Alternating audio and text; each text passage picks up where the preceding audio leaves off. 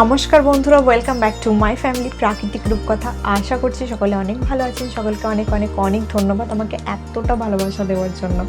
তো আজ আমি আপনাদের সাথে শেয়ার করতে চলেছি বর্ষাকালের হেয়ার কেয়ারের কিছু টিপস। এতদিন বর্ষার জন্য আমরা প্রায় একদম মরিয়া হয়ে উঠেছিলাম, আর যখন বর্ষাকাল এসে গেল তখন দেখুন চুল আর স্কিনের প্রবলেমে একদম নাজেহাল হয়ে যাচ্ছে। কখনো কখনো স্ক্যাল্প ড্রাই, কখনো অয়েলি, চুল ড্রাই হয়ে যাচ্ছে, অয়েলি হয়ে যাচ্ছে, ফ্রিজি হয়ে যাচ্ছে, রুক্ষ শুষ্ক, নির্জীব, নিষ্প্রাণ, নিস্তেজ হয়ে যাচ্ছে, আর চুল আঁচড়ালে গোছা গোছা চুল উঠে আসছে। তাই তো এই প্রবলেমটা সবাইয়েরই হয়। তো নিজেদের অজান্তেই আমরা ছোট্টখাটো কিছু ভুল করে থাকি।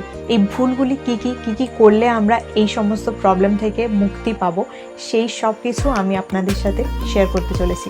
ভিডিওটা পুরোটা দেখলে মোটামুটি একটু আইডিয়া আপনারা পেয়ে যাবেন, কারণ টিপসগুলো ছোটোখাটো হতে পারে, কাজ কিন্তু বিশাল বড় বড়।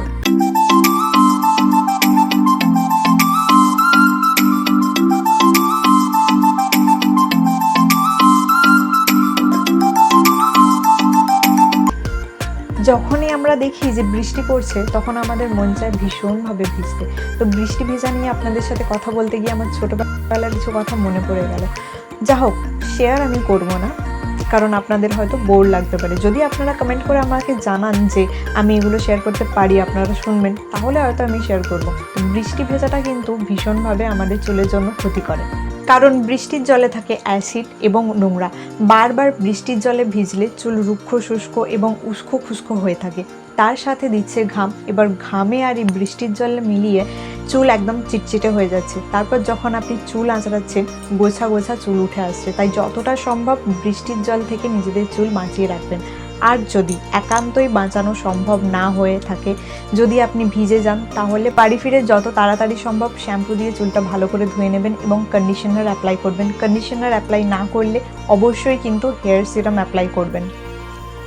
সপ্তাহে 2 বার, প্রয়োজন পড়লে 3 বার শ্যাম্পু দিয়ে চুল ধোবেন।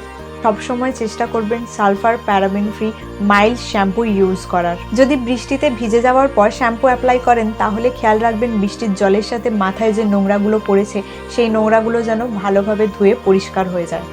সঠিকভাবে চুল আঁচড়াবেন। চুলের সাথে যুদ্ধ মারামারি করতে যাবেন না। ভিজে চুল কখনো আঁচড়াবেন না। চুলটা একটু শুকনো করে নেবেন। তারপর আস্তে আস্তে চুলের ডগার দিক থেকে শুরু করে ওপরের দিকে উঠতে উঠতে চুলটা আঁচড়াবেন। মানে ওপ থেকে এইভাবে চুলটা আঁচড়াবেন না, ফার্স্টে ডগার দিকটা আঁচড়াবেন, তারপর একটু ওপরে এইভাবে চুলের জট ছাড়িয়ে নেবেন। সপ্তাহে 1 বার করে আপনার পছন্দ মতন যে কোনো একটা হেয়ার প্যাক বা হেয়ার মাস্ক অবশ্যই অ্যাপ্লাই করবেন। সপ্তাহে 1 বার করে যদি আপনার সময় না হয়ে থাকে, তাহলে মাসে 2 বার করে অবশ্যই অ্যাপ্লাই করবেন। চাইলে আপনি হেনা অ্যাপ্লাই করতে পারেন। এই ধরনের অনেক হেয়ার মাস্ক, হেয়ার প্যাক আমার চ্যানেলে রয়েছে। যেটা আপনার ভালো মনে হবে, যে ইনগ্রিডিয়েন্টগুলো আপনার হাতের কাছে রয়েছে, সেই সমস্ত দিয়ে আপনি বানিয়ে ফেলতে পারবেন।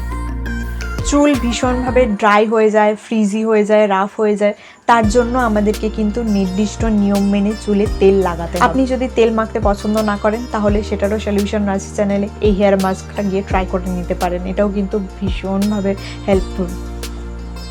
বৃষ্টির জল যাতে মাথায় না পড়ে, তার জন্য বড় ছাতা ব্যবহার করুন বা হুডেড রেনকোট ইউজ করুন। বেশি টান করে চুল বাঁধবেন না, আলগা করে চুল বাঁধবেন। রাতে শুতে যাওয়ার আগে চুলটাকে ভালো করে আলগা করে বিনুনি করবেন। বেশি টান করে বিনুনি করবেন না। বেশি টান করে বিনুনি করলে চুলে ফলিকলে গিয়ে টান পড়বে আর গোছা গোছা চুল উঠতে থাকবে। সো আলগা করে বিনুনি করে নেবেন। যদি বিনুনি করতে না চান, তাহলে হালকা করে চুলটা খোঁপা করে রাখবেন। ভিডিও যদি আপনাদের ভালো লাগে, তাহলে লাইক, শেয়ার, কমেন্ট করবেন। দেখা হবে অন্য একটা ভিডিওতে। টাটা, সবাই সুস্থ থাকবেন এবং ভালো থাকবেন।